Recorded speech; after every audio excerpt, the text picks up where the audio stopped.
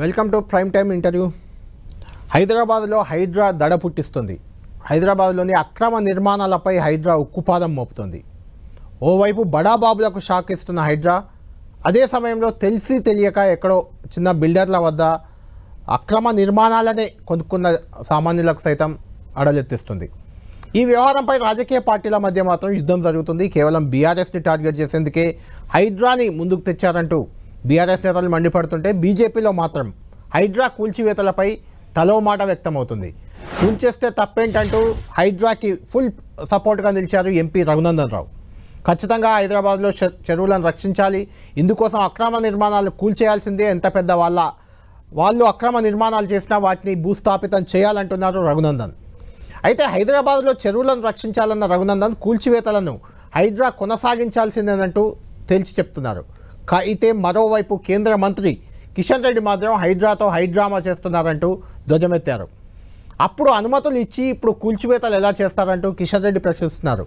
విద్యుత్, అదేవిధంగా నీరు, రోడ్ల సదుపాయం ఇలాంటివన్నీ కూడా ఆ అక్రమ నిర్మాణాలకు కల్పించింది ప్రభుత్వమేనంటూ ఆయన ప్రశ్నించారు. ఎందుకు బీజేపీలో ఈ రకంగా రెండు రకాల వాదనలు ఎందుకు వినిపిస్తున్నాయి, ఎందుకు అసలు హైడ్రా నిర్మాణాలని కూల్చాల్సిన అవసరం ఉంది అని గట్టిగా రఘునందన్ ఎందుకు నమ్ముతున్నారు?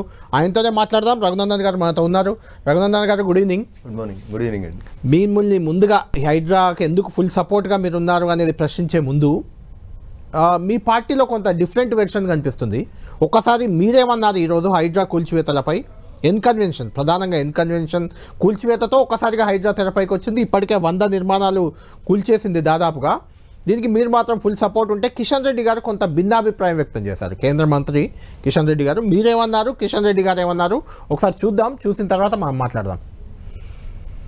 హైడ్రాకి సంబంధించి ఈరోజు అనేక రకాలుగా ప్రజల ముందు హైడ్రామా నడుపుతూ ఉన్నారు.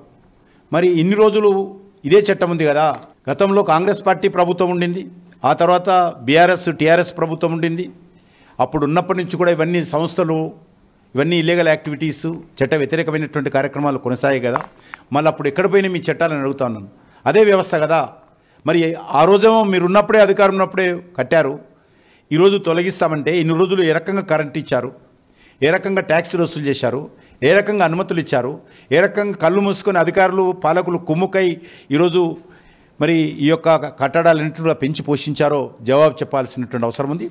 దీనిపైన మరింతగా లోతుగా చర్చించి దీనిపైన నిర్ణయాలు తీసుకోవాల్సిన అవసరం ఉండింది. నాలాలు కబ్జాలు కూల్చివేయకపోతే ఏమవుతుందంటే వాయనాడు చూసిర్రు, కూల్చివేయకపోతే ఏమవుతుందంటే ఉత్తరాఖండ్ చూసిర్రు. హైదరాబాద్ కూడా అట్లా కావాలని కోరుకుంటే అన్ని చెరువుల గడ్డం, అన్ని నాలాల గడ్డం కట్టిపోయిండ్రి. సుప్రీంకోర్టు, ఈ దేశ సర్వోన్నత న్యాయస్థానం ఒక మాట చెప్పింది, చెరువులలో కుంటలలో ఎవరు కట్టినా కూలగొట్టమని చెప్పింది. కొట్టాల్సిందే. ఒకవేళ స్టే ఉందనుకోరు, హైకోర్టు స్టే, గట్టిగా చెప్తున్న సౌండ్ పెంచి, ఎందుకంటే హైకోర్టు చీఫ్ జస్టిస్ గారు వినాలి కాబట్టి.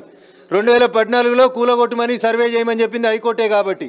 2015లో ఎవరైనా ఒకవేళ స్టే ఇచ్చుంటే, అయ్యా గౌరవ న్యాయమూర్తి గారు, 2015 నుంచి 2024 దాకా ఆ స్టే పిటిషన్ ఎందుకు ఇనలేదు? తప్పు కోర్టుది కాదా? పిటిషన్ జడ్జి గారి ముందుకు ఎందుకు రాలేదు? అడ్వకేట్లు పిటిషన్ ఎందుకు దాచిపెట్టిర్రు? రిజిస్ట్రార్లు ఎందుకు ఆపినరు? స్టే ఎన్ని సంవత్సరాలు ఉంటుంది? ఆలోచించురి, గుండె మీద చేసుకొని జడ్జిలారా. రైట్. రఘునందన్ గారు, ఇక్కడ మన స్క్రీన్ పైన చూస్తున్నాం ట్రిపుల్ ఆర్, రంగనాథ్, రేవంత్ రెడ్డి, రఘునందన్, మీ ముగ్గురిది ఒకే మాటలాగా అనిపిస్తుంది. కూల్చేస్తే తప్పేంటంటున్నారు. నాగార్జున మాత్రం, ప్రముఖ సినీ నటుడు నాగార్జున, ఆయన మాత్రం ఈ కూల్చివేత అక్రమం, స్టే ఉంది, మళ్ళీ స్టే తెచ్చుకున్నారు. ఈరోజు కూడా స్టే ఉందన్నారు, దాన్ని రంగనాథ్ గారు స్టే లేదని తేల్చేశారు. ఏదేమైనా 2 నిమిషాలు మీరు విన్నారు. ఇప్పుడు కిషన్ రెడ్డి వెర్షన్, మీ వెర్షన్ వినిపించాం మీకు, ఎందుకంటే ఇద్దరి వెర్షన్ కరెక్ట్ అయినప్పటికీ కొంత తేడా కనిపిస్తుంది ఎక్కడో. కిషన్ రెడ్డి గారు కూల్చేయడాన్ని తప్పు పట్టలేదు, కడుతుంటే ఏం చేసినారని అడిగినారు. అవును, కట్టకుండా ఆపాల్సింది ఎవరు అని అడిగినారు. ఇదే అధికారులు ఆ రోజు కట్టకుండా ఆపిండి ఉంటే బాగుండేది అనేది వారు సూచన చేపించినారు. అంతేగాని కూల్చివేతల్ని కిషన్ రెడ్డి గారు ఎక్కడ సమర్థించారు. వారు గౌరవ కేంద్ర కేబినెట్ మంత్రి, డిసిషన్ మేకింగ్లో ఉండేటువంటి వారు, గౌరవనీయ స్థానంలో ఉన్నారు. రఘునందన్తో మాట, కిషన్ రెడ్డి గారితో మాట అని మా మధ్యలో పంచాయతీలు పెట్టుకురు మీరు. కిషన్ రెడ్డి గారు చెప్పింది ఏంటంటే, ఇవాళ ఇంత గొంతు చించుకొని అరుస్తున్నారు కదా కేటీఆర్ గారు. తొలి తెలంగాణ మున్సిపల్ అడ్మినిస్ట్రేషన్ మంత్రి ఎవరు? జూన్ 2, 2014 నుంచి మున్సిపల్ అడ్మినిస్ట్రేషన్ మంత్రి ఎవరు? కేటీఆర్ గారే కదా. మొన్న కదా 2013 డిసెంబర్ దాకా మీరే ఉన్నారు కదా, 10 సంవత్సరాలు ఉన్నారు కదా. ఒకవేళ ఈ 10 ఏళ్లలో ఎవరన్నా కట్టి ఉంటే దానికి బాధ్యత వహించాల్సింది కేటీఆర్ గారు కాదా? మొదటి ముద్దాయి కేటీఆర్ కాదా? రేవంత్ రెడ్డి గారు కూడా ఎందుకు ఆలస్యం చేస్తారు? తీసుకుపోయి మొదటి ముద్దాయిని లోపలేయాలి. కానీ ఒక సూటి ప్రశ్న ఇలా సమాజం దేశమంతా ఆలోచించాలి. జన్వాడలో కేటీఆర్ గారికి ఒక ఫామ్ హౌస్ ఉందని, అక్కడ ఏదో జరుగుతుందని, ఆ రోజు మల్కాజ్గిరి ఎంపీ హోదాలో పీసీసీ అధ్యక్షుని హోదాలో పోయి జన్వాడ ఫామ్ హౌస్ మీద డ్రోన్ కెమెరా ఎగిరేస్తే తీసుకుపోయి నార్సింగి పోలీస్ స్టేషన్లో పెట్టి పార్లమెంట్కి వెళ్ళి హైదరాబాద్కి వస్తుంటే ఎయిర్పోర్ట్కి వెళ్ళి పట్టుకొచ్చి రిమాండ్ చేయించింది ఇదే కేటీఆర్ గారు కాదా? మర్చిపోయినరా ఏంది రేవంత్ రెడ్డి గారు? తెలంగాణ బిడ్డ కాదా రేవంత్ రెడ్డి? ఉప్పుకారం తింటలేడా? పౌరుషం లేదా? కుక్క కాటుకు చెప్పుదేవో కొట్టాలని చెప్పలేదా మీ నాయన నీకు? వినాలి ఒక నిమిషం అన్న, దయించి ఇంటరప్ట్ చేయకరు, వినురు దయచేసి. సో ఆ రోజు కేటీఆర్దేమో జన్వాడ ఫామ్ హౌస్ అవుతుంది, ఇలా నా దోస్తు ఫామ్ హౌస్ అంటాడు. ఇప్పుడేమంటాడు? ముందు వివేక్ గారిది గులగొట్టుర్రి, జితేందర్ రెడ్డి గారిది గులగొట్టుర్రి, ఎల్లారెడ్డిది గులగొట్టుర్రి, మల్లారెడ్డిది గులగొట్టుర్రు అంటారు. ముందు వాళ్ళే ఎందుకు గులగొడతారు? నీది గులగొడితే తప్పేంది? నువ్వు అన్నావు కదా ముందు వాళ్ళకి గులగొట్టి మాది గులగొడతామని. నేను ఒక మాట ఏం చెప్తున్నా అంటే, కాంగ్రెస్ బీఆర్ఎస్ రెండు కూడా కళ్యాణ్ గారు ఒక నాణానికి బొమ్మ బొరుసులాగా బిహేవ్ చేయొద్దు. పొంగులేటి గారు అంటారు, ఎవరు పొంగులేటి గారు? ఇండివిజువల్ కాదు ఆయన, ఆయన ఒక రెవెన్యూ మంత్రి సాక్షాత్ ఈ రాష్ట్రానికి. వారు అంటారు టేబుల్ తెచ్చుకోండి, బామర్దులు వచ్చిన ఇల్లు కొలువుండ్రి. ఎందుకు కొలుస్తారు పొంగులేటి గారు? మీరు కదా అధికారంలో ఉంది, మీ చీఫ్ సెక్రటరీ గారికి చెప్పి, లేదా తెలంగాణ రాష్ట్ర చీఫ్ సెక్రటరీ శ్రీమతి శాంతి కుమారి గారికి చెప్పి, తెలంగాణ వచ్చిన జూన్ 2, 2014 నుంచి ఈ ఆల్రెడీ దాకా ఎన్ని ఎంక్రోచ్మెంట్స్ ఉన్నాయని ఒక లిస్ట్ పెట్టుండ్రి. ఇగో రఘునందన్ రావు ఇన్ని చెరువులు కబ్జా పెట్టిండు, రేవంత్ రెడ్డి గారు ఇన్ని కొట్టిర్రు, తిరుపతి రెడ్డి గారు ఇన్ని కబ్జా పెట్టిర్రు, కేటీఆర్ ఇన్ని చేసిండు, కవితమ్మ ఇన్ని చేసింది, హరీష్ రావు గారు ఇన్ని చేసినారు, లేదా కిషన్ రెడ్డి గారు ఇన్ని చేసినారు, అసదుద్దీన్ ఓవైసీ ఇన్ని చేసినాడు. ఏ జెండా ఎందుకు నీకు రంగు ఎందుకన్నా? తెల్ల జెండా అయినా, ఎర్ర జెండా అయినా, పచ్చ జెండా అయినా, ఆకుపచ్చ జెండా అయినా, 3 రంగులైనా, 2 రంగులైనా, మీ కమిషనర్ గారితో రేపు ఒక ప్రెస్ నోట్ ఇచ్చి అన్నీ కూలగొట్టిర్రు సార్. దానికి పార్టీలు ఎందుకు, సినిమాలు ఎందుకు, రంగులు ఎందుకు? అయినా కళ్యాణ్ గారు జనాల ముందు వాస్తవాలు ఉంచాలి. మొదటిసారిగా ఈ భాగ్యనగరంలో మీరాలం ట్యాంక్ అని ఒక చెరువు ఉండే. మీరాలం ట్యాంక్ చెరువు కబ్జాకు గురవుతుందని 1994 అనుకుంటా, ఇఫ్ ఐఎమ్ నాట్ రాంగ్, అప్పటి ముఖ్యమంత్రి గౌరవనీయులు కోట్ల విజయభాస్కర్ రెడ్డి గారి దృష్టికి వస్తే వారు అప్పుడు ఒక సీనియర్ ఐఏఎస్ అధికారి రేచల్ చటర్జీ అనేటువంటి ఒక ఐఏఎస్ అధికారిని పంపించి మీరాలం ట్యాంక్ చెరువుని కాపాడండి అంటే మొత్తం డిస్ట్రక్ట్ చేసేసి ఆమె ఎక్కడికక్కడ చెరువుని ఉంచి వచ్చింది. 94లో ఊలగొట్టిరు సార్. ఇలా కొత్తగా రాలే హైదరాబాద్కి కూల్చివేతలు. కాంగ్రెసు, రేవంత్, రఘునందన్, కేటీఆర్, కిషన్ రెడ్డి గారు, ఇది కాదు పంచాయతీ. నేను ఇందాక మాట్లాడితే ఏం చెప్పినా, నేను ఒక సైన్స్ టీచర్ని. ప్రకృతి బాగుండాలి, పర్యావరణం బాగుండాలి. ఉత్తరాఖండ్లో మనం 2-2.5 సంవత్సరాల క్రితం చూసినాం కళ్యాణ్ గారు ఎట్లాంటి వరదలు వచ్చినాయి. పెద్ద పెద్ద బిల్డింగ్లు కొట్టుకుపోయినాయి కదా. ఎకలాజికల్ ఇంబ్యాలెన్స్ జరుగుతుంది, పర్యావరణానికి నష్టం జరుగుతుంది. కొండలు, గుట్టలు, చెరువులు, కుంటలు అన్నీ ఎంకరేజ్ చేసుకుంటూ పోయి కడితే, మొన్న కదా 4 రోజుల కింద కదా వయనాడుని ఎట్లా మర్చిపోతాం మనం? ప్రకృతిని విధ్వంసం చేస్తే ఆ విధ్వంసంలో మనుషులు చచ్చిపోతుర్రు, ముక్కు పచ్చలారని అమాయకులు చచ్చిపోతుర్రు. కాబట్టి దయించి నేనేం చెప్పినా అంటే, 1994లో కోట్ల విజయభాస్కర్ రెడ్డి గారు మొదలుపెట్టినటువంటి ఆ చెరువుల పరిరక్షణ తర్వాత ఎట్లా రూపాంతరం చెందిందో ఒక 2 నిమిషాల్లో కన్క్లూడ్ చేస్తాను నేను. చెప్పండి. తర్వాత సుప్రీంకోర్టుకి చాలామంది పోయారు చెరువుల కుంటల విషయంలో. ఈ దేశంలో సర్వోన్నత న్యాయస్థానం సుప్రీంకోర్టు ఒక మాట చెప్పింది, చెరువులు, కుంటలు, నాలాలు, బఫర్ జోన్లు, ఎఫ్టీఏలకు అడ్డంగా ఎవరైనా ఎట్లాంటి కన్స్ట్రక్షన్ చేసినా కళ్యాణ్ గారు మళ్ళీ చెప్తున్నా, 24 గంటల్లో ఉదయం 6 గంటల నుంచి సాయంత్రం 6 గంటల దాకా ఎట్లాంటి నోటీసులు ఇవ్వకుండా ఏ బిల్డింగ్నైనా తొలగించమని ఈ దేశ సర్వోన్నత న్యాయస్థానం సుప్రీంకోర్టు చెప్పింది. సుప్రీంకోర్టు ఉత్తర్వుల కంటే రఘునందన్ రావు గొప్పోడా, రేవంత్ రెడ్డి గొప్పోడా, లేకపోతే రంగనాథ్ గారు గొప్పోడా, నాగార్జున గొప్పోడా? ఎవరైనా సుప్రీంకోర్టు ఉత్తర్వుల్ని ఫాలో చేయాలి కదా. ఇక అసలు దీని కథాకమా తీసుకొస్తే జనాలకి తెలియకుండా కన్ఫ్యూజ్ అవుతున్నటువంటి మాట. ఉమ్మడి ఆంధ్రప్రదేశ్ ఉన్నప్పుడు 2010లో ఆంధ్రప్రదేశ్ హైకోర్టు చీఫ్ జస్టిస్ గారు ఒక జడ్జిమెంట్ ఇచ్చినారు. ఏమన్నారు? ఉస్మాన్ సాగర్, హిమాయత్ సాగర్తో పాటు హైదరాబాద్ చుట్టూ ఉన్నటువంటి మొత్తం చెరువులని పరిరక్షించండి. జీవో 311 పరిధి లోపల నిర్మాణాలు జరిగితే ఆ 2 జంట నగరాలకి మంచినీళ్ళనిచ్చే ఆ చెరువులు పాడైపోతే మనకందరికి కష్టమవుతుందని ప్రొటెక్షన్ చేయమని చెప్పి జీఓఎంఎస్ నెంబర్ 157ని 2010వ సంవత్సరంలో ఇచ్చిర్రు సార్. ఇది రాజకీయ నాయకులు ఇయ్యలేదు సార్, హైకోర్టు చెప్పింది. హైకోర్టు చెప్పి ఉస్మాన్ సాగర్ని, గండిపేటని, వీటినన్నిటిని కాపాడండి అని చెప్తే జీఓఎంఎస్ నెంబర్ 157ని 6 ఏప్రిల్ 2010లో అప్పటి ఆంధ్రప్రదేశ్ ప్రభుత్వం ఇచ్చింది సార్. మీకు తెలుసు 2010లో అంతా మేమంతా జై తెలంగాణ అని పెద్ద లొల్లి నడుస్తుంది. మా భూములు మాకే అన్నాడు గద్దర్ అన్నంటే కేటీఆర్ కూడా డాన్స్ చేసిండు. మా భూములు మాకే కావాలి, ఆంధ్రోళ్ళు కబ్జా చేస్తారు అన్నాడు. 2014లో తెలంగాణ వచ్చిన తర్వాత ఈ రాష్ట్రంలో ఉన్నటువంటి ఉమ్మడి హైకోర్టు చెప్పింది. దీంట్లో ఇంకో మాట చెప్పాలి. ఈ జీవో 154లో ఏం చెప్పారు? 18 మంది ఆఫీసర్లు వేసారు కళ్యాణ్ గారు. అవును, జీవో 154 ఇది 2010లో వచ్చింది కళ్యాణ్ గారు. చెరువులు కుంటలు హిమాయత్ సాగర్ ఉస్మాన్ సాగర్ గండిపేటలను కాపాడమని metropolitan commissioner Hyderabad representative of DGP of police commissioner of greater Hyderabad municipal corporation MD Hyderabad metro water works ఇట్లా ఒక జీవో ఇచ్చి ప్రొటెక్ట్ చేయమని చెప్పిండ్రు. ఇది పక్కన పెట్టిరు కేటీఆర్ గారు. అందరం జై తెలంగాణ అన్నం, తెలంగాణ వచ్చింది. 2014లో ఎన్ కన్వెన్షన్ పంచాయతీ వచ్చింది. అక్కడ ఉన్నటువంటి చెరువు తమ్మిడికుంట చెరువు కానామెట్ విలేజ్లో వచ్చేటువంటి చెరువులో దాన్ని అక్రమ కట్టడాలు కట్టిందని జనం కోసమని మా భారతీయ జనతా పార్టీ నాయకుడు కసిరెడ్డి భాస్కర్ రెడ్డి గారు ఒక పిటిషన్ వేసిండ్రు. కోర్టు సర్వే చేయమన్నది. FTLలో సర్వే చేసి ఎంకరేజ్మెంట్స్ ఉంటే తొలగించమని చెప్పింది. దాని ప్రకారం 2014 తెలంగాణ రాష్ట్రం వచ్చిన తర్వాత సర్వే జరిగింది. కళ్యాణ్ గారు సర్వే జరిగితే ఏం జరిగింది? అందులో 2014లో HMDA నోటిఫికేషన్ ఇచ్చింది. దీనికి ఫుల్ ట్యాంక్ లెవెల్ని ఫిక్స్ చేసిర్రు, బఫర్ జోన్స్ని ఫిక్స్ చేసిర్రు. 2 సంవత్సరాలు పట్టింది. 2016లో ఫిక్స్ అయినాయి. దాంట్లో ఎంత పోయింది?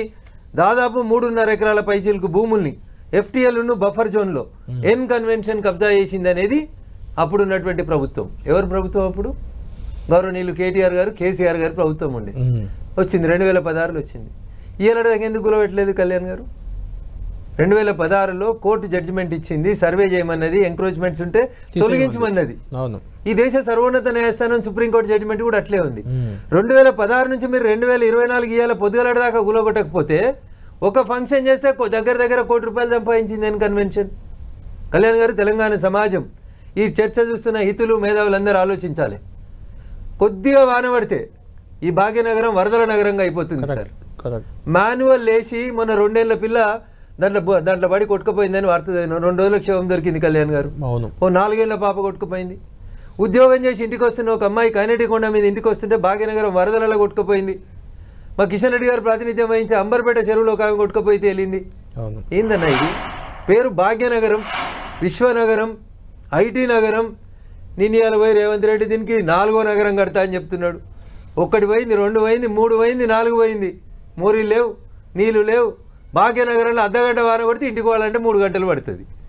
నేనేమంటున్నా, గౌరవ న్యాయమూర్తులు ఎవరైతే ఇలా మధ్యాహ్నం స్టే ఇచ్చిన గౌరవ న్యాయమూర్తులు ఎవరైతే ఉన్నారో, ఇగో ఈ ఎన్ కన్వెన్షన్ అనేది 2016లో గులగొట్టాల్సింది. ఇలా 24 దాకా పైసలు సంపాదించి వ్యాపారం చేసింది. వాళ్ళు సంపాదించిన ప్రతి రూపాయిని తెచ్చి ఈ డిజాస్టర్ మేనేజ్మెంట్లో డబ్బులు పెట్టి 2 సంవత్సరాల ముక్కు పచ్చలారని బిడ్డ 18 ఏళ్ళ చెల్లె కొట్టుకుపోయారు కదా. గసంటి కుటుంబాలను ఆదుకోమని చెప్పాలి గౌరవ న్యాయమూర్తులారా. గది కదా హృదయం అంటే, అది కదా మీరు స్పందించాల్సిన విధానం. అంత కొట్టేసినాక పార్టీ లంచ్ మోషన్ ఏందన్నా? ఎందుకు వినాలంత ఆగమాగం? ఈ దేశంలో సుప్రీంకోర్టు చెప్పిందన్నా. సుప్రీంకోర్టుని మించిన కోర్టు ఏముంది ఈ దేశంలో? రఘునందన్, నువ్వు వకీలు కదా, గంతగట్టి ఎట్లా మాట్లాడుతున్నావు అన్నా? ఇదే హైకోర్టు చెప్పింది. ఉమ్మడి ఆంధ్రప్రదేశ్లో ఉన్నప్పుడు తెలంగాణ వచ్చిన తర్వాత చెప్పింది. హైకోర్టు చెప్పిందన్నా, భాగ్యనగరంలో 2525 ట్యాంకులు, ఇఫ్ ఐఎమ్ నాట్ రాంగ్, 2525 ట్యాంకులు ఉన్నాయి. వీటికన్నింటికి బఫర్ జోన్లు ఫిక్స్ చేయండి, వీటిని కాపాడుండ్రని HMDAకి హైకోర్టు చెప్పిందన్న. అంటే మీరు కేటీఆర్ గారు మంత్రి ఉంటాడు, అన్ని కట్టుకొని ఇస్తాడు, ఇలా కాంగ్రెస్ వాళ్ళు కట్టుకొని ఇస్తారు. నేను పార్టీల గురించి మాట్లాడదలుచుకోలేదు కళ్యాణ్ గారు. నేను ఒక సైన్స్ టీచర్ని. పర్యావరణం పరిరక్షించబడాలని చూస్తున్నా. మనం మేము పార్లమెంట్లో ఉన్నప్పుడు వయనాడులో కొట్టుకపోతుంటే మనుషులు కళ్ళకి నీళ్ళు కాదు రక్తం వచ్చింది. ప్రకృతిని విధ్వంసం చేస్తున్నారు. బంజారాయిల్, జూబ్లీల్స్ గుట్టలని కొట్టిపారేస్తున్నారు.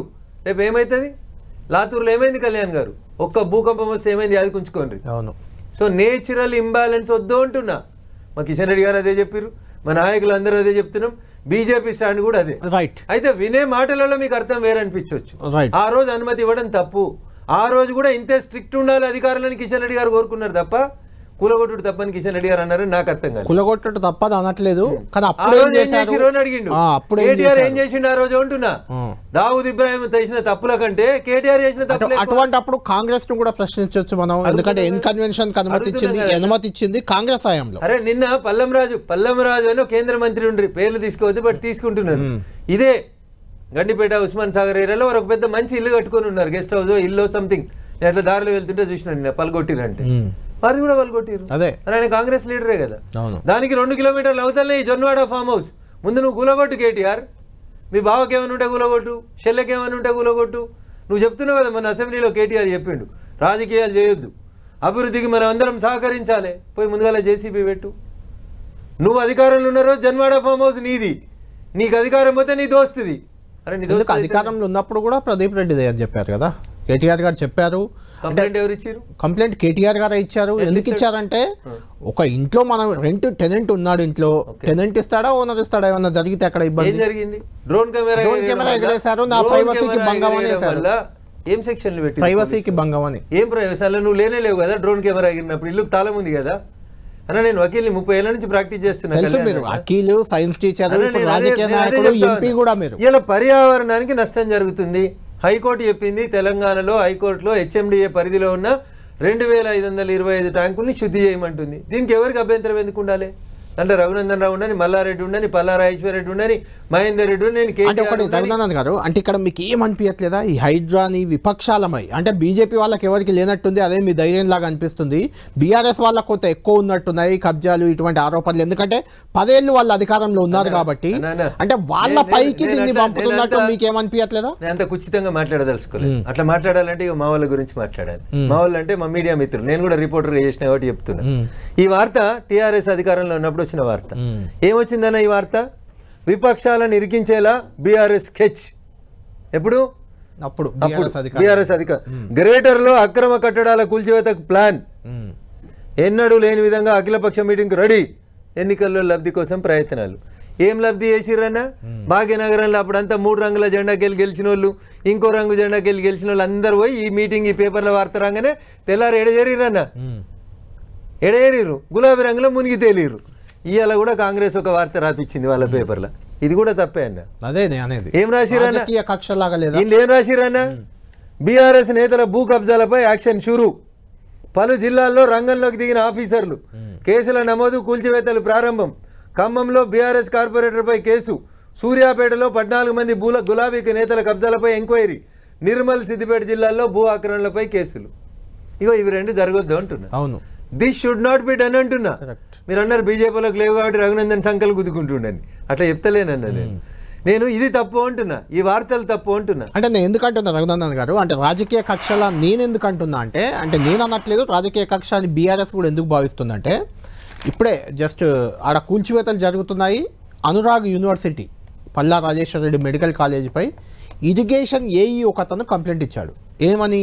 అది చెరువు శిఖంలో ఉంది దాన్ని అని పోలీసులకు ఫిర్యాదు చేశాడు. అది ఎందుకు కట్టావని మేము క్రాస్ చెక్ చేసే ప్రయత్నంలో చెరువు శిఖంలో ఎందుకు కట్టావని రాజేశ్వర రెడ్డి గారితోనే మాట్లాడాను నేను. అది ఇరిగేషన్ వాళ్ళే చెరువు శిఖంలో లేదని నాకు అనుమతులు ఇచ్చారు, ఇచ్చినాక నేను కట్టుకున్నాను. ఇప్పుడు మళ్ళీ వాళ్ళే పోలీస్ ఫిర్యాదు చేశారు.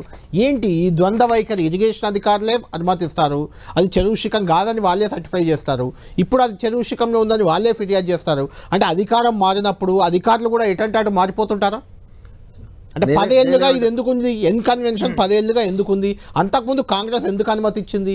దీనికి బాధ్యులు ఎవరు? వాళ్ళపై చర్యలు అక్కర్లేదా? అదే కిషన్ రెడ్డి గారు అడిగారు, రఘునందన్ కూడా అదే అడుగుతున్నాడు. కేటీఆరే కదా మొదటి ముద్దాయి. మీరు అధికారంలో ఉన్న 10 ఏళ్లలో మా భూములు మాకే అని చెప్పిన మీరు లాంగ్ కోయిల్స్ వక్ఫ్ భూమి అన్నావు. ఏం చేసినావు 10 ఏళ్ళల్లో? పద్మాలయ స్టూడియోల్ని గుంజుకుంటామో అన్నావు. ఏం చేసినావు పద్మాలయ స్టూడియోస్? గిడైనా రాఘవేంద్రరావు గారు సినిమాక్స్ కట్టిండో అన్నావు. ఏం చేసినావు సినిమాక్స్? ఏం చేసిర్రు? ఆంధ్రలో భూములను ఇచ్చేస్తాము అన్నాడు. ఏం చేసినావు? ఆంధ్రలో భూములలో పోయి ఫామ్ హౌజులు కట్టినావు, దోస్తుల పేరు మీద లీజులు రాసినావు. ఇది కదా మీరు చేసిన గలీజ్ దందా. ఇంకా ఈ దందాలు వద్దంటున్నాం అన్న. నేను సైన్స్ టీచర్ని, బాధ్యత గల ఒక పౌరుణ్ణి, ఈ భాగ్యనగరంలో సగటు జీవిగా బతుకుతున్నోన్ని, ఈ భాగ్యనగరం బాగుండాలని కోరుకునేటోన్ని, చెరువులు, నాలాలు, కుంటలు కబ్జా కావద్దని కోరుకునేటోన్ని, కబ్జా చేసినోడు ఎవడైనా కొట్టేయమని అడిగేటోన్ని. ఎవరికైనా ఏమైనా అభ్యంతరం ఉంటే వాళ్ళ కర్మ. రైట్. ఇంట్లో మీరు అడ్వకేట్గా మిమ్మల్ని ఒక క్వశ్చన్ చేస్తున్నాను. అంటే ఉదయం మీ అడ్వకేట్ కూడా మాతో మాట్లాడారు, రచనారెడ్డి గారు, బీజేపీ అధికార ప్రతినిధి, అడ్వకేట్ కూడా. జనరల్గా చాలామంది అడ్వకేట్లు చెప్తున్న మాట ఇది, కనీసం కూల్చే ముందు వాళ్ళకు నోటీసులు ఇవ్వాలి, నోటీస్ ఇచ్చాక సమయం ఇవ్వాలి, ఆ వివరణ తీసుకోవాలి, ఆ తర్వాత మీరు కూల్చుకుంటారా మేము కూల్చమంటారా అని అడగాలి, అప్పుడు కూల్చాలి అనేది ఒకటి. సరే, ఎన్ కన్వెన్షన్ ఒకటే కాదు ఇక్కడ నా చర్చ. నాకున్న సమాచారం ప్రకారం కొన్ని ఎక్కడెక్కడైతే మొత్తం ఇప్పటికీ దాదాపు 100 వరకు కూల్చేసినట్లు మనకు తెలుస్తుంది. గండిపేటలో ఎక్కువ ఉన్నాయి, మిగిలినవి కూడా ఉన్నాయి.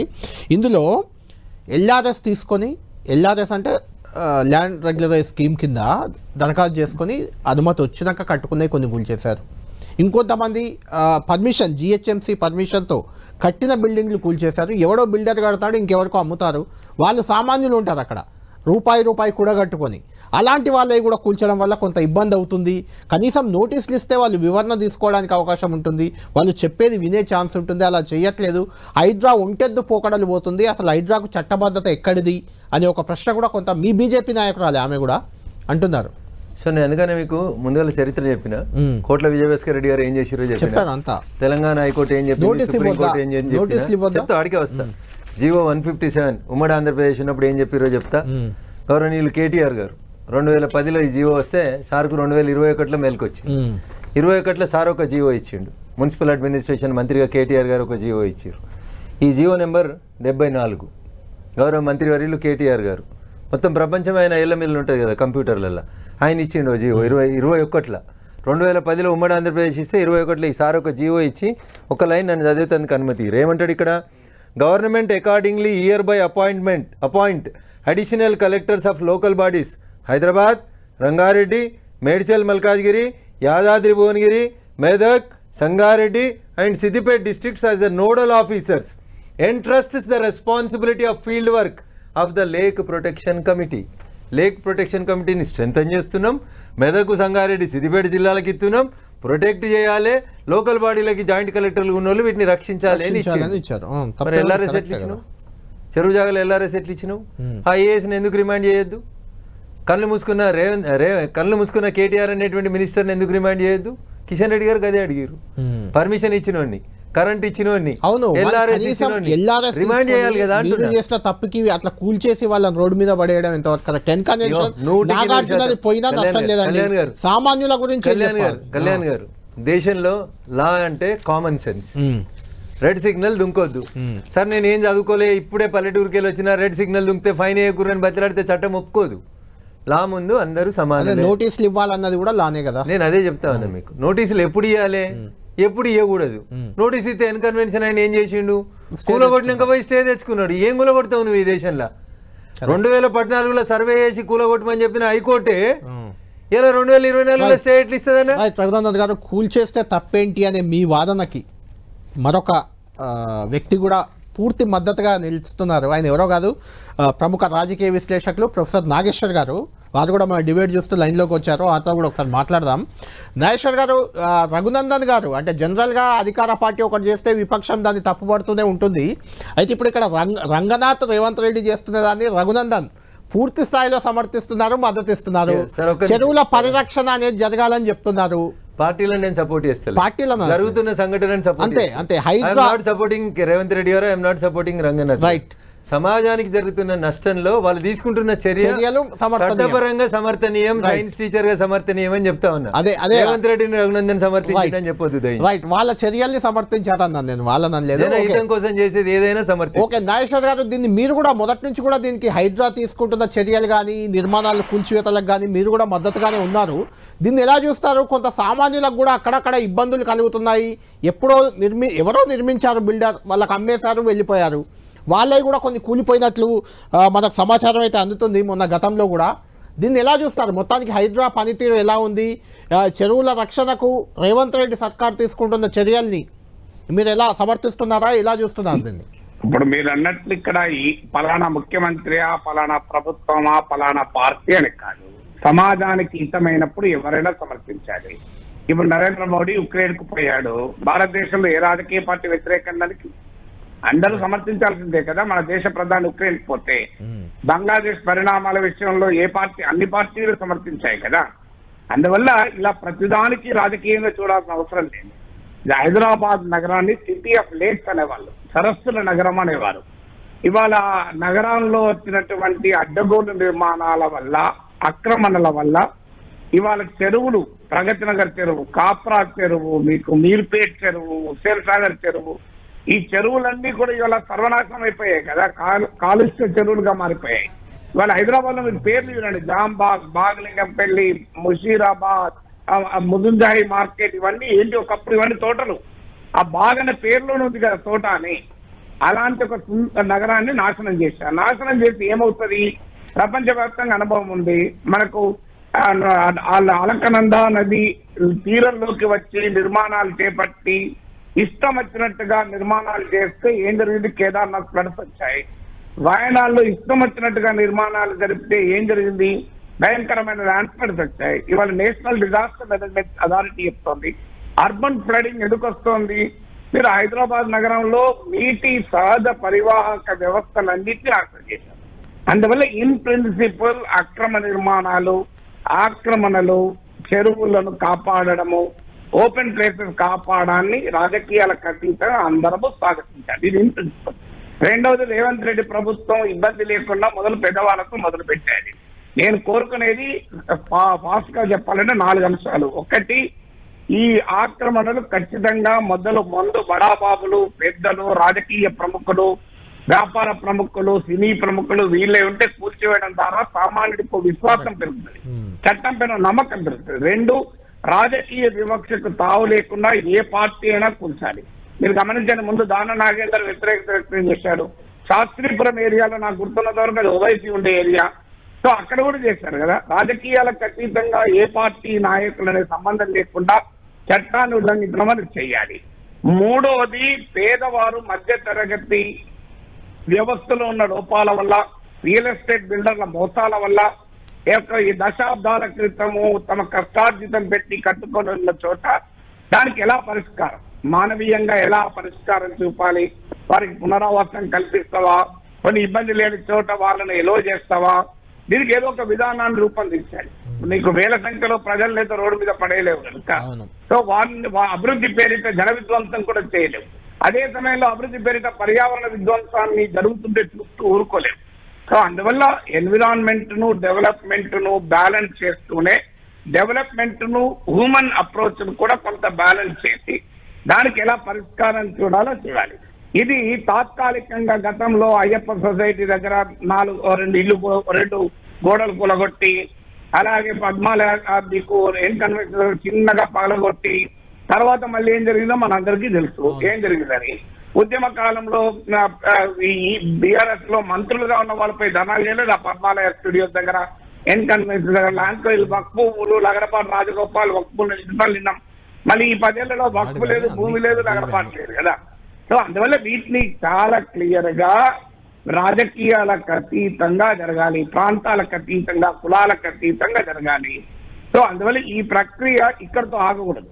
ఇది ఏదన్నా పొలిటికల్ మేనేజ్మెంట్ కో, రాజకీయ పరమైన, ఆర్థిక పరమైన ఒత్తిళ్లకు తలవంచకుండా ఈ ప్రక్రియ కొనసాగాలి. కానీ పేద మధ్యతరగతి ప్రజలు ఇంపాక్ట్ చేస్తున్నప్పుడు కొంత మానవీయ కోణాన్ని ప్రదర్శించాలి. రైట్, థ్యాంక్ యూ నాగేశ్వర్ గారు. మొత్తానికి రఘునందన్ గారు, నిజంగా మీ వాదన వాస్తవమే. చాలామంది ఉదయం నుంచి కూడా మేము ఇదే ఎన్కన్వెన్షన్ ఇష్యూ నడుపుతుంటే కింద వస్తున్న కామెంట్లు కూడా చూస్తున్నాం. చాలామంది సమర్థిస్తున్నారు, అంటే ఇలాంటి నిర్మాణాలు ఏవైనా కూల్చేయాలి, హైదరాబాద్ మనందరిది, దీన్ని బాగు చేసుకోవాలని ఒక మోటివేషన్ కూడా జనంలో కూడా చాలా కనిపిస్తుంది. నాగేశ్వర్ గారైనా మీరైనా మీలాంటి వాళ్ళు పార్టీలకు అతీతంగా కూడా మద్దతు ఇస్తున్న పరిస్థితి. అయితే నాగేశ్వర్ గారు అనుమానం వ్యక్తం చేసినట్టు ఇది 3 నాళ్ళ ముచ్చటగా కొన్ని కూల్చేసి కొంతమందిని భయపెట్టి మరికొంతమందితో సర్దుబాటు చేసుకొని ఇలాంటి వాతావరణం ఉందా అనేది ఒకటి. రెండవది, కేవలం మీరు పదే మీరు ఉమ్మడి శత్రువులాగా, అంటే శత్రువుకు శత్రువు మనకు మిత్రుడు అనే రకంగా కేటీఆర్ అని మీరు అంటున్నారు, వాళ్ళు కూడా కేసీఆర్ అని చెప్తున్నారు. అంటే 10 ఏళ్లలో జరిగిన వాటిని తవ్వడానికి పరిమితం అవుతుందా? మొదటి నుంచి మీరు మధ్యాహ్నం ప్రెస్ మీట్లో అన్నారు కదా, రాజ్భవన్ పక్కన కూడా పెద్ద బిల్డింగ్స్ కట్టారు, అటు హుస్సేన్ సాగర్ చుట్టూ కూడా, అది కూడా బఫర్ జోన్లోకే వస్తుంది. నాకు అలాంటివి కూడా కూల్చాలా? కూలిస్తే ఎలా వాతావరణం? నాకు వ్యక్తిగతంగా కేటీఆర్ గారి మీద ద్వేషము, హరీష్ రావు గారి మీద కోపము ఏం లేదు. నేను మళ్ళీ చెప్తా ఉన్నా, మీకు ఎకలాజికల్ ఇంబ్యాలెన్స్ జరుగుతుందన్న, కరెక్ట్, నాలాలు కబ్జాలు అవుతున్నాయన్న. నేను కావాలనే ఉద్దేశపూర్వకంగానే ప్రభుత్వం కళ్ళు తెరవాలనే మధ్యాహ్నం ప్రెస్ మీట్లో గవర్నర్ బిల్డింగ్ పక్కన, రాజ్భవన్ పక్కన నాలాలు కబ్జాలు చేసి 10 అంతస్తులు 20 అంతస్తులు కట్టిరన్న. ఇక్కడ కొంచెం కిందికి పోయి చూడన్న, గీ ఒకటి మహాప్రస్థానం పక్కన కొండలని వలగొడుతురన్న, 20 కొండలు వలగొట్టుకుంటా లోపలికి వెళ్ళి తీసుకుంటా లేపుతురన్న. రేపు చిన్న భూకంపం వస్తే ఏమవుతుందన్న ఆ కొండలన్నీ? ఇంత ఎకలాజికల్ ఇంబ్యాలెన్స్ చేయొద్దు అంటున్నా నేను. క్రషర్ల పేరిట, దాని పేరిట 50 అంతస్తులు కట్టుకుంటూ పోతురన్న. How the earth will sustain అన్న, ఇది అర్థం చేసుకోండి మీరు. 1917 కళ్యాణ్ గారు టీచర్ని కాబట్టి గుర్తు చేస్తున్నా మీకు. టిఆర్ మాల్తూస్ అనే ఒక రష్యన్ ఎడ్యుకేషనిస్ట్ చెప్తాడు, మనుషులు మల్టిప్లై అవుతుర్రు, 2 4 4 4 16 ఈ రేషియో లోపల మనుషులు పెరుగుతురు. కానీ మనిషికి అవసరమైన పంచభూతాలు, భూమి పెరుగుతలేదు, గాలి పెరుగుతలేదు, నీరు పెరుగుతలేదు, ఏమవుతుంది మరి దీనివల్ల? పొల్యూట్ అవుతున్నాయి. దీనివల్ల ఏమవుతుంది అంటే టిఆర్ మాల్తూస్ అనే రష్యన్ ఎడ్యుకేషనిస్ట్ 1917లో చెప్తాడు ఏమని, మిమ్మల్ని మీరు నియంత్రించుకోకలేకపోతే, జనాభాను నియంత్రించక కొండలు గుట్టలు నదులు వాగులు వంకలన్నీ కబ్జాలు చేస్తే a day will come nature itself will control the population అన్నాడు. ఇలా వయనాడులో ఏమైందన్న, కేదార్నాథ్లో ఏమైంది, ఉత్తరాఖండ్లో ఏమైంది, మొన్న 2020లో నా ఉప ఎన్నిక అయిపోయినాక భాగ్యనగరం ఎట్లా విలవిల్లాడిందన్న వరదలు వస్తే. నిన్న మొన్న వర్షాలకు కూడా అర్ధగంట వాన పడితే కళ్యాణ్ గారు, సాయంత్రం అర్ధగంట వర్షం పడితే చెట్లు కూలిపోతాయి, కరెంటు స్తంభాలు కూలిపోతాయి, హోర్డింగులు పడిపోతాయి, చిన్న చిన్న పిల్లలు ముక్కు పచ్చలారని వాళ్ళు స్కూల్కి వెళ్ళి వచ్చేటోళ్ళు పోతుండ్రు. ఎవరికి కడుపు కోత అన్న ఇదంతా. దీని గురించి మాట్లాడితే రాజకీయం ఎందుకన్నా? ఖచ్చితంగా మీరు చెప్పింది వాస్తవం రఘునందన్ గారు. అయితే ఈ ప్రాసెస్ అనేది లాస్ట్ ఒక మాట అదే అడుగుతున్నా, ఇన్కన్వెన్షన్ తో ఆగుతుందా? సీరియస్లీ 2525 చెరువులు వాటికి FTL నిర్ధారించి అక్కడ ఎవ్వేవి ఉంటే వాటి అన్నిటికీ కూల్చేసే. ఇలా కేటీఆర్ పేరు పదే ఎందుకు వస్తుందంటే అన్న, ఇంకొక జీవో తెచ్చిండు కేటీఆర్ గారు, 155 జీవో నెంబర్. ఇది 2022 మార్చిలో తెచ్చిండు అన్న.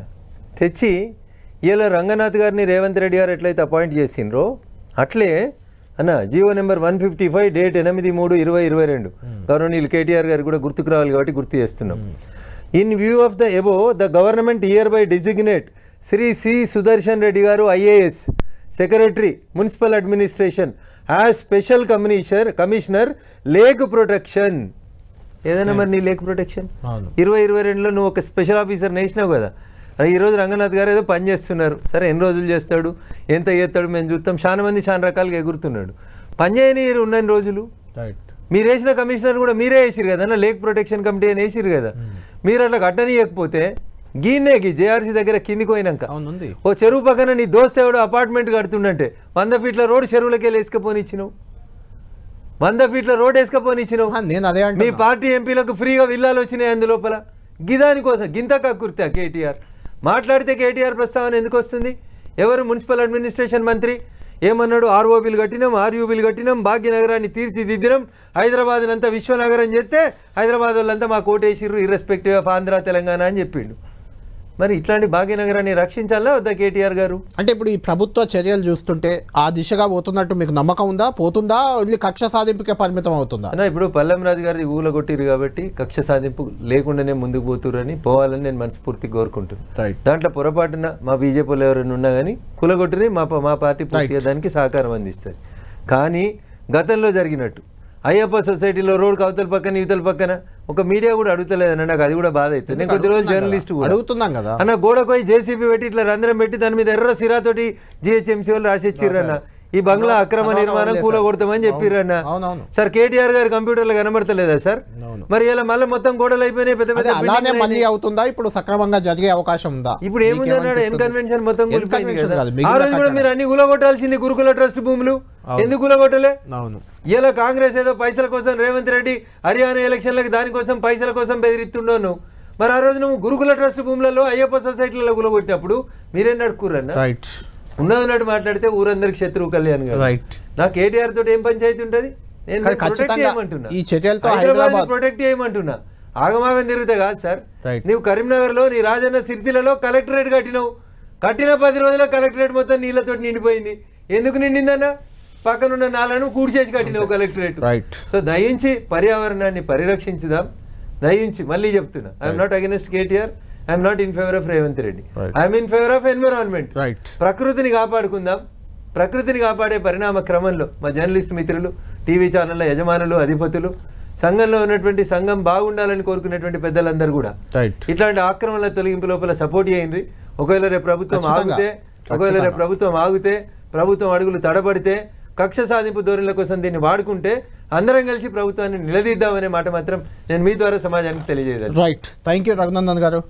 మొత్తానికి హైడ్రా దడబుట్టిస్తుంది. అయితే దీనివల్ల భాగ్యనగరం బాగుపడితే చాలనే అభిప్రాయం చాలా మందిలో వ్యక్తమవుతుంది. రఘునందన్ రావు గారు, నాగేశ్వరరావు గారే కాదు, మీడియా పరంగా కూడా ఖచ్చితంగా హైడ్రా తీసుకునే చర్యలన్నిటికీ మద్దతుగానే ఉంది. అయితే ఇది రాజకీయ కక్ష సాధింపు దిశగా వెళ్తుందా అనే ఒక అనుమానం కొంత ముఖ్యంగా బీఆర్ఎస్ పార్టీలో వ్యక్తమవుతుంది. ఎందుకంటే గత 10 ఏళ్లుగా వారే అధికారంలో ఉన్నారు కాబట్టి వాళ్ళే టార్గెట్ చేస్తుందా అనే ఒక అనుమానం అయితే ఉంది. చూడాలి హైడ్రా అడుగులు ఏ వైపు పడబోతున్నాయి, ఏం జరగబోతుంది అనేది మనం చూడాలి.